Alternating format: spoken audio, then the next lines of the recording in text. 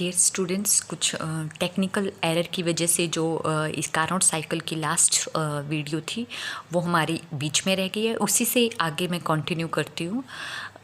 हम adiabatic expansion discuss कर रहे थे। एडियाबेटिक एक्सपेंशन जो है उसमें जैसे सिस्टम है वो इंसुलेटेड बॉटम है वो भी इंसुलेटेड हो गई है अब, और एक्सपेंशन के टाइम पे हमने चेंजेस देखा कि टेम्परेचर वो डिक्रीज़ हो गया है, वॉल्यूम इंक्रीज़ हो गई है, और उसको हम BC ग्राफ से दिखा सकते हैं। अब ड्यूरिंग एडियाबेटिक एक्सपेंशन है तो हीट का तो कोई ना अब्जॉर्ब हो रही है ना लीव हो रही है हीट, तो उस केसेस में यहाँ पे हीट के लिए कोई एक्सप्रेशन नहीं आएगी, जस्ट हम वर्क के लिए एक्सप्रेशन दिखा सकते हैं। नेक्स्ट थर्ड एक्सप्रेशन ऑपरेशन है। इस थर्ड ऑपरेशन जो है वो क्या होगी, आइसोथर्मल कंप्रेशन। आइसोथर्मल कंप्रेशन में क्या होगा कि अब जो हम यहाँ सेकंड ऑपरेशन में V3 वॉल्यूम जाए, अब इस इंसुलेटेड बॉटम है यहाँ से इसको हटा के और हम इस सिलेंडर को कहाँ लेके आएंगे, सिंक के कांटेक्ट में। सिंक है, सिंक का टेम्परेचर कितना है T1, और सिंक के टेम्परेचर में हम इस यहाँ वेटलेस जो फ्रिक्शनलेस पिस्टन है यहाँ से इस गैस को कंप्रेस करेंगे। तब तक कंप्रेस करेंगे जब तक वॉल्यूम है वो V3 से कुछ एक पर्टिकुलर अमाउंट तक डिक्रीज ना हो जाए। लेट कर लिया वॉल्यूम डिक्रीज हो गई है V4। हमें कंडीशन कैसी रखनी है, आइसोथर्मल, टेम्परेचर चेंज नहीं होना चाहिए, टेम्परेचर कांस्टेंट रहना चाहिए, और गैस है वो कंप्रेस करनी है। कंप्रेस करनी है यानी कि गैस पे प्रेशर क्या हो रहा है, इंक्रीज।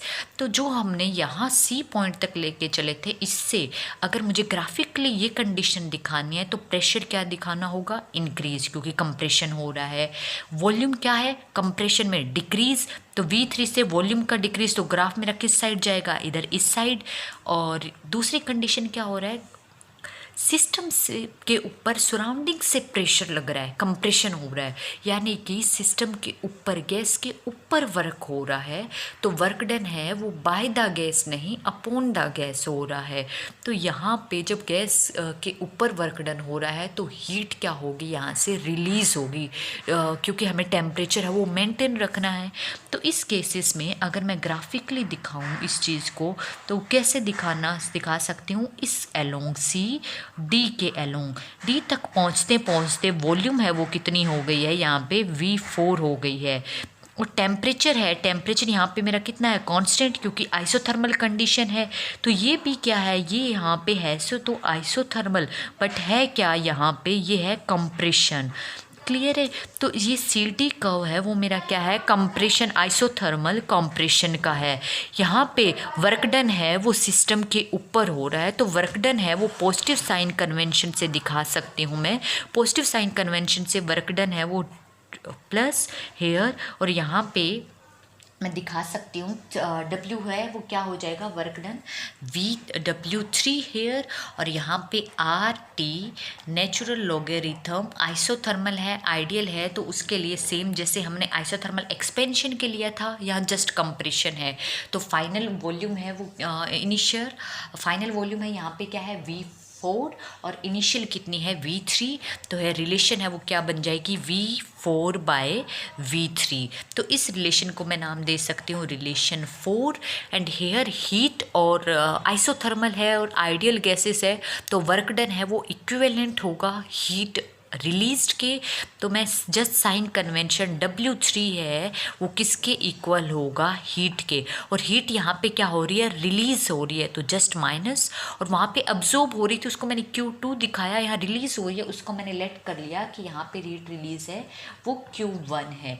तो वो सिंपली किसके इक्वल हो जाएगा, RT natural logarithm V4/V3। This equation is naming as 5।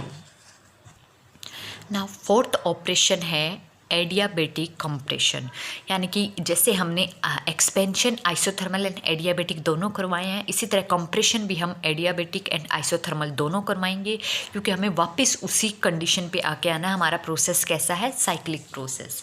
तो इस तरह से हमने क्या किया, जो थर्ड यहाँ से था अब सिंक के कांटेक्ट में था, सिंक के कांटेक्ट से उठा के हमें क्या लेके आना, इंसुलेटेड बॉटम, इंसुलेटेड मटेरियल पे इस सिलेंडर को रखना है। अब क्या होगा, हर तरह से इंसुलेटेड ओवरहीटेड हो गया, हीट का ट्रांसफ़र कहीं से भी पॉसिबल नहीं है और सिस्टम कैसा हो गया है, एडियाबेटिक।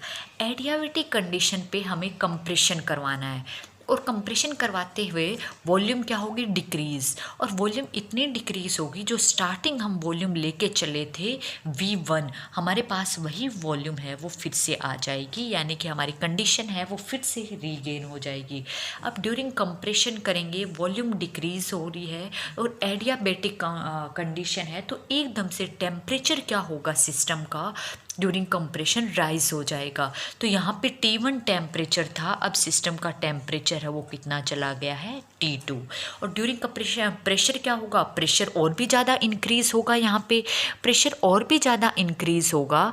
तो इस केस में हमारी जो अगर हम अलोंग ए कर्व दिखाना चाहते हैं तो ग्राफ कैसा आएगा, D से फिर से A तक, DA। तो ये जो DA पार्ट है ये क्या होगा, एडियाबेटिक कंप्रेशन। अब ड्यूरिंग एडियाबेटिक कंप्रेशन हम वर्क डन देखना चाहें यहाँ पे, तो कंप्रेशन के टाइम पे वर्क डन कैसा होगा, जैसा हमने एडियाबेटिक एक्सपेंशन के टाइम देखा था, सेम चीज़ यहीं अब यहाँ पे सिस्टम के ऊपर वर्क डन हो रहा है, तो पॉजिटिव होगा work done on the system. W4 है वो क्या होगा, heat capacity at constant volume into final temperature क्या है T2 एंड इनिशियल टेम्परेचर क्या है T1। इस इक्वेशन को मैं 6 नेम दे सकती हूँ। तो ये 4 ऑपरेशंस है, चारों ऑपरेशन यहाँ एडियाबेटिक है तो हीट का कोई केस नहीं आएगा क्योंकि ना ऑब्जर्व हो रही है ना लीव हो रही है। तो ये हमने कार्नोट साइकिल डिस्कस किया है जिसमें 4 ऑपरेशंस हमने लगाई है और चारों ऑपरेशंस में isothermal expansion, adiabatic expansion and isothermal compression and adiabatic compression. इस इस चारों एक्सप्रेशंस या ऑपरेशंस को हमने किसके थ्रू दिखाया है, यहाँ पे प्रेशर वॉल्यूम डायग्राम के थ्रू, और इस डायग्राम को इंडिकेटर डायग्राम भी बोलते हैं। अब हमारे पास क्या है, ये चारों अलग अलग ऑपरेशंस के वर्क डन आ गए हैं, तो टोटल वर्क डन है वो क्या होगा, इन चारों का समेशन होगा। तो टोटल वर्क डन आप निकालेंगे तो टोटल वर्क डन है वो क्या होगा कि चारों ऑपरेशंस में टोटल वर्क हुआ कितना है।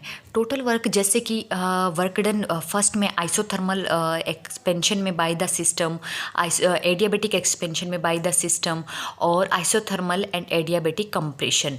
तो चारों एडिशन करके आप चारों की वैल्यू पुट कर दो। आप ये देखोगे कि जो कंप्रेशन आइडियाबेटिक वाला वर्क डन है वो कैंसिल आउट हो जाएगा क्योंकि एक जस्ट माइनस का साइन है और एक प्लस का साइन है।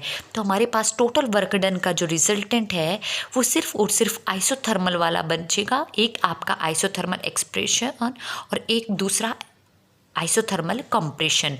तो अब तक हम इस इक्वेशन तक पहुंचे हैं। कार्नोट साइकिल्स अभी कंप्लीट नहीं हुआ है, कुछ पार्ट इसका रहता है, that we will discuss in next lecture. तब तक आप ये रिलेशन है वो माइंड में रखोगे, total work done during Carnot cycle है वो एग्जैक्ट में कितना हुआ है, जहाँ हम इनिशियल पोजीशन से चले थे और वापस उसी पोजीशन पे आ गए after 4 different operations. Thank you.